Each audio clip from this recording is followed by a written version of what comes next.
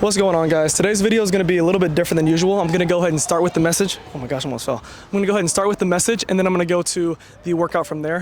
The message for today is financial literacy, and just kind of talking about how I've been able to be in this blessed position that I am today, and what I was able to do, and what steps I took to get there. Firstly, I want to go ahead and start with, just preface by saying that obviously I was blessed by God to be in the situation that I'm at, and if this comes across as boastful, that's not my intention. So, I'm 25 years old, I drive basically my dream vehicle, and I own a house. And not only do I do all those things, I still am able to save a pretty nice lump sum of money each month, and I'm going to be able to set myself up to have my wife and my kids have financial freedom from a very early age in my life. So I'm extremely blessed to be able to do that, and I've not only been able to do that because of where I put myself, and I don't have like the greatest job in the world. I don't get paid an absurd amount, but it's just taking the steps to be financially literate early and what to do to get yourself into a position where you'll be happy in a couple years from now. So if you're a younger person and watching this, this is who this message is geared towards. Especially if you're either a freshman or college or below, this is the time to go ahead and do all these steps that I'm going to mention in this video. I want to go ahead and start with, you need to save money. And it's like, okay, obviously I need to save money if I want to have more money. Set up some form of automatic payments coming out of your account each month to make it to where you have to live with your necessities. So I myself have an Acorns account, I have an Edwards Jones account, who have an accountant who helps me invest that money. I have a Roth IRA account, and then I have my Wells Fargo, and then I have my savings within my Wells Fargo account. And then I also have a Chase business account. With all these accounts, I have automatic payments that are coming out of my Wells Fargo main account and going into my other accounts automatically, to where all that I have in my Wells Fargo is roughly around 200 over my necessities. That's how it was for me all through college and high school, because I wasn't able to be as blessed as I am now. Now I have a bit of a bigger pillow, a bigger cushion for myself, because I am, in a better place financially. But back in the day, I used to make it to where I was barely scraping by. I would eat the cheapest food that I could find. I would not go out and spend money. I would get all of the free, everything I could get. I would just save money because I would have this automatic payments going into my savings automatically. And since this was leaving my account automatically, all these banks and apps or whatever I was using, if I wanted to withdraw that money, it took 3 days to get back into my bank account. And with it taking 3 days, I couldn't have that automatic access. So if I wanted these shoes, or I saw something that I really liked, I couldn't get it because I didn't have the money in my bank account at that exact moment. And then it gave me 3 days to ponder on that purchase and think, do I really want that? Do I really want that 3 days now? If I had those shoes, would I be happier in this moment? It forces you to think about not making hasty actions and hasty purchases. So that's the main number one thing I would say to do. Secondly, take care of your credit from an early age. The way that I was able to do this is, it doesn't matter. Everyone says like you have to have these perfect credit cards and this perfect step-by-step building. Like, that's great. Do your own research. That's what I did. I did my own research. I think I have a really good plan in motion. But this is just like a very basic breakdown. Get your cards. Keep the utilization under 10% for each month, and then pay off your payments as soon as you pay it. Don't pay it off at the end of the month. Pay it off literally. You buy something, then you go into your app for that credit card and pay it off in that exact moment. Never let it incur any type of, not interest, but don't let it incur any type of amount in it that's over what you just purchased. So every single time I use a card, I literally open my app in that exact same moment and I pay it off instantly. And no one talks about this. I never hear anyone talk about this. I didn't know this in school, that your utilization for your credit card matters. So I always thought, like, if I have a credit card and I pay it off at the end of every month, then there's not going to be any issue. If I use this credit card and say if the limit is $400, something extremely low, and then I spend $400 in that month and I pay it off in that month, there's not going to be any issue. But your utilization is something that can hurt your credit a lot. If you have the optimal way to boost your credit is by having a credit card that has a $400 limit and spending $40 a month, which seems crazy. That's why you want to get a higher utilization, and you'll get a higher and higher as you get a higher credit score. But whatever you're starting, you just have that credit card not to spend money on it. It's to build your credit. That's all you should ever have a credit card for. I know a lot of people who get credit cards and use them in order to have finances. They use credit cards to actually use the money that's given to you by the bank. Never assume that money is yours. It's not your money. You're not even borrowing it. It is literally never, it's taken from your main account, put into there, and going right back into your main account. That's how you have to look at it. You're not trying to use a credit card to your advantage in any other way besides building your credit. You're not trying to use the money if you need it. If you need money, literally, you'll be better off asking a friend, a family member, or anyone else for the money, because if you put yourself into credit card debt and get stuck in all these, terrible scenarios where it's on your record for 7 years in your credit bureau, your credit is going to be harming you for a very long time, and it'll do the exact opposite, and you should have never even got a credit card in the first place. So those are the first little couple things I want to talk talk about with finance. I don't want this video to be extremely long, so I believe that's actually all I'm going to talk about for this video today. I hope I made a decent amount of sense. I'm definitely going to talk about this topic here again in the future. I'm talking really quickly. I'm hopefully making at least a decent amount of sense. The most important thing is live by your needs right now. If you have your parents buy you a car, don't get that new car as soon as you graduate out of college. Don't get that new car whenever you have the money to pay for it. That's the mistake I made. That's one of the few flaws that I made. Okay, actually, I have a lot more I want to talk about. That's one of the few flaws I made when it comes to financial literacy. I bought a vehicle straight out of college, and I love that vehicle. It was awesome. It ended up being great for me. It was a good investment, but really no vehicle is a good investment, but it was a pretty cheap vehicle for the most part. At the end of the day, I should have just kept my original vehicle because it had no payment, it was paid off, and I would have had to not worry about that, and that's more money that I can put away into my savings. And all of a sudden, whenever you have these automatic payments coming out, you'll see, oh my gosh, I have $4,000 in this account, I have $4,000 in this account, I have $4,000 in this account, and it doesn't even seem like you are saving money because you're living off your necessities. And a lot of people ask me, because I still do this to this day, like I said, I have a bigger cushion now, but I live more so by my necessities. I have the vehicle that I love. I have the house that I love. But whenever it comes to going out to eat, I hardly ever go out to eat. I hardly ever go out to the movies. And like the only time I spoil anybody is my girlfriend whenever we go on dates. I spoil my girlfriend, and I spoil, the people that I care about, because that's the only reason that I want to spend money at this point in this stage of my life. I don't need to spend it on myself. I spoiled myself with my vehicle, and that's enough. I'm extremely happy with that. I'm extremely blessed. I got a great deal. Kind of rambling. But another thing I wanted to say is, you can get a home for a lot cheaper than you think, and you need to rent out the rooms to your buddies. You need to have a plan where you say, okay, I'm gonna buy this house. I'm only gonna buy it if you guys can tell me that you're going to guarantee me that you guys can, pay rent for however long. I have 2 buddies who live with me right now. Their rent is pretty cheap, but I'm still making it to where my payment for this house is pretty cheap. So I'm able to put more towards the principal on that house, which is the interest is like whenever you purchase a house, I'm going to break this down to really layman's terms, but whenever you buy a house, you get an interest rate, and say your interest rate is like 6.3%. That is what's going directly to the bank. That's what you're paying on top of the house's true price. So paying towards the principal is like the house's actual price. So say a house is listed at $250,000. I don't know the exact math with 6.3%, but say after the incurring price of 30 years of a payment you're making, it'll end up being $500,000, and most of that's going to go to the bank based off the interest. But since I have these roommates and they're giving me say $1,400 a month off of rent, then I'm able to put that directly towards the principal to make it to where I pay off that house in half the time. And that's the same thing as investing into a bank, because it's money that I'm putting back in my pocket long term. Not only that, it's very easy to get, not very easy, it's fairly easy to get approved for an FHA loan. You don't have to go get some $300,000, $400,000 house, although I was blessed enough to get a house that was pretty expensive, but it was just a huge blessing, and I was able to save money from a very young age, unlike a lot of people probably watching this are. But you only need like $8,000, and you can incur that in a very, very short amount of time, even if you don't have a great job. I was doing Uber Eats in college and literally putting all of that into my savings, and it's not as hard as you think to get a home. And if you can have 2 buddies, get a 3-bedroom home, it could be an old home, it could be a new home, it could be any home that's just around $250,000 or less, and all you have to show is you make 25 to 30 an hour. That's most jobs. I know that's going to be really difficult for some of y'all, but if you can just buckle down on whatever you're doing to get a job that shows that you make at least that amount monthly, then you should be approved for an FHA loan, especially as a first-time home buyer. If you've been working on your credit as well to where you have a high credit, at that point, say you're in college right now, you take the time to 4 years to build your credit. By the time you want to purchase that house, you should have no problem getting approved for it. And I was able to buy my house. Again, I was blessed to have no co-signers on the house. So if you have a family member or a parent who's there to willing to help you to get that financial help to make the payments, like not make the payments literally, but to where it shows your income is that you're capable of making more payments because they are co-signing on the house for you. So say you don't make that much, have your parents or somebody who's willing to co-sign for you, which a lot of us have people who are more willing than you would think to do that for you. Co-sign on the house, and then have 3 of your friends help you pay for it. And even if you say like, my parents wouldn't help me do that, say, okay, Dad, let's put it in contract that I will pay you $300 a month for however long until the house is paid off, or say like 5 years, I'll pay you $300 a month.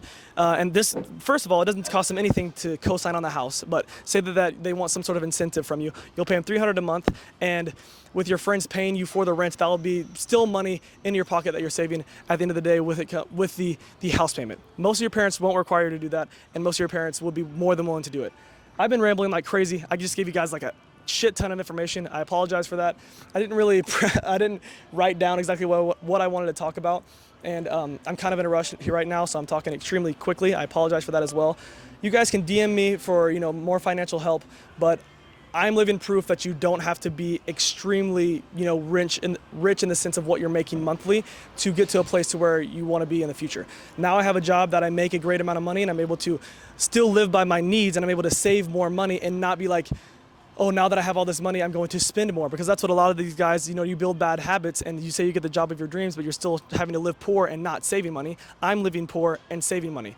I don't know if that makes sense. I hope you guys were able to understand this. I'm gonna go ahead and cut myself off just because I am rambling my butt off. So I hope that this video made at least a little bit of sense. I apologize for the super circular, I don't want to say definition, but circular example. And yeah, sorry for not the best message. I'm going to definitely redo this in a couple weeks, maybe a couple months from now, and have everything written out, what I want to touch on, so it's more of a structured message to you guys. Okay, so today I'm going to be trying to put my hurt leg through some motion using my healthy leg. So what I mean by that is I'm going to be doing a leg day, and I'll be looking like I'm using both my legs here, but I'm going to be putting the majority of the tension on my healthy leg, and then putting this one just through the range of motion, through the same type of movement, and try to get that, keep as much muscle and strength as I can there while not putting a whole lot of tension on that leg in particular. So that's kind of the breakdown of exactly what we're doing today. I'm gonna try to do that and incorporate it with every movement except for probably leg extensions. I'll probably just stick with single leg extensions and only do my right leg. And yeah, so basically a leg day, and probably gonna incorporate maybe some calves in some way as well, because I haven't been able to train them in a while. But if not, we'll see, not exactly sure yet. My knee feels okay, so I'm gonna go a little bit heavier here. I'm still gonna try to keep the majority of the tension on my healthy leg, but gonna lift relatively heavy for the first time in like nearly a month now on my hurt knee. For you guys that don't know, I actually partially tore my patella tendon, so that's what we're trying to negate here, is putting that through any sort of heavy tension. So like you can see, I can do this with just one leg. It might look like I'm putting strain onto it, but I'm really not. Sorry for saying a lot. I'm trying to really focus on not hurting myself and not focus as much on what I'm saying.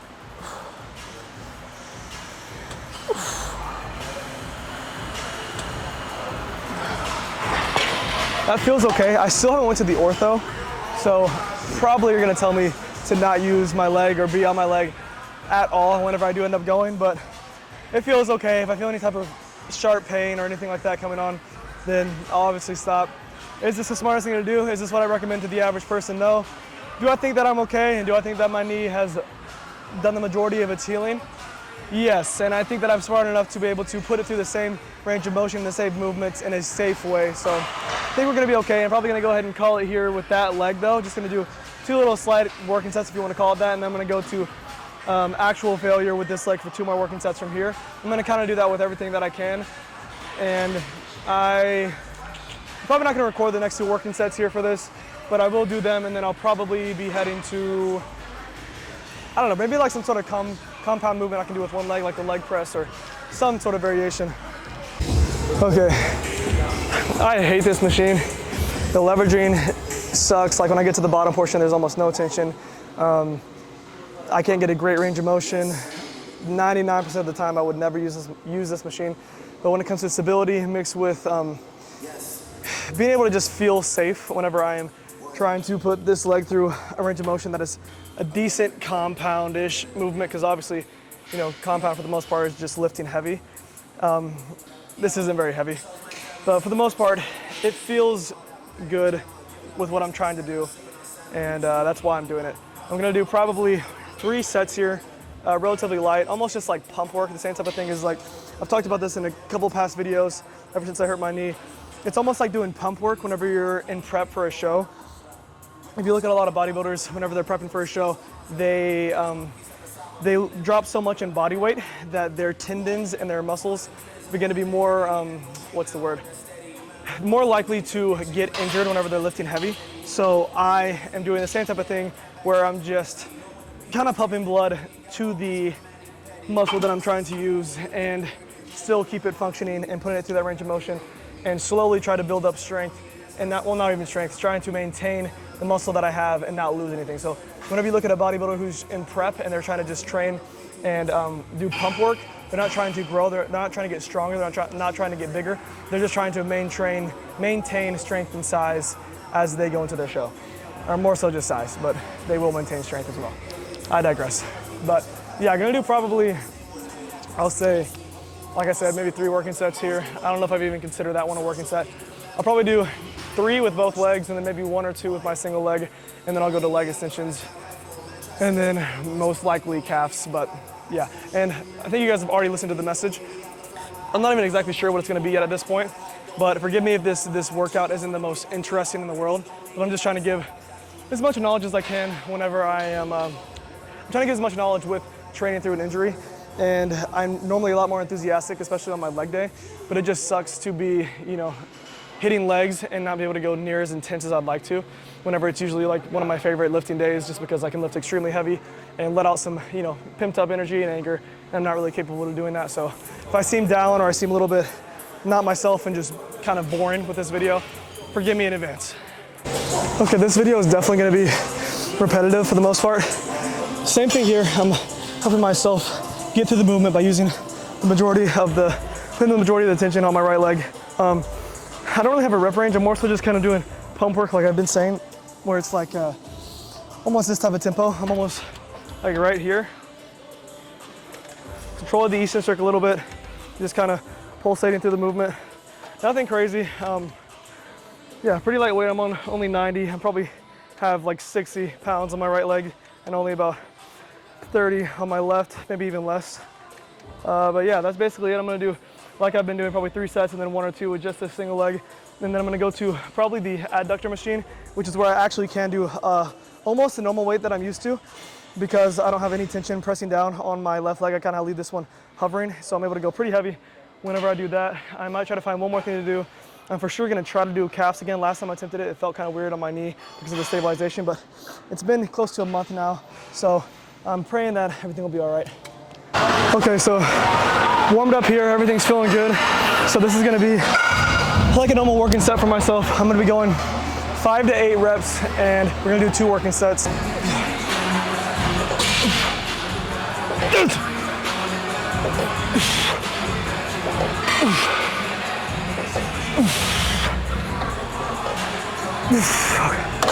That felt pretty good.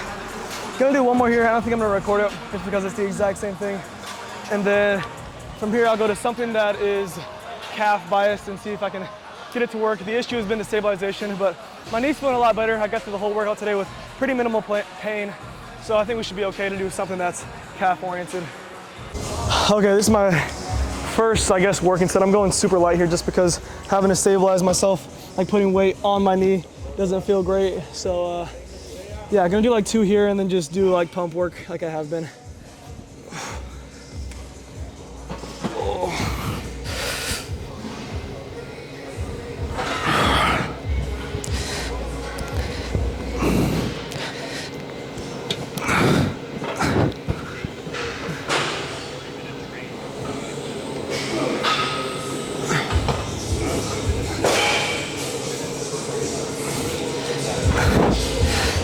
Okay, I'm gonna do a couple more working sets here, just stay relatively light just to get some sort of calf activation. Although I don't need a whole lot because you use your calves every time you walk and throughout the day. So I'm not gonna do a whole lot here, just trying to maintain like I have been.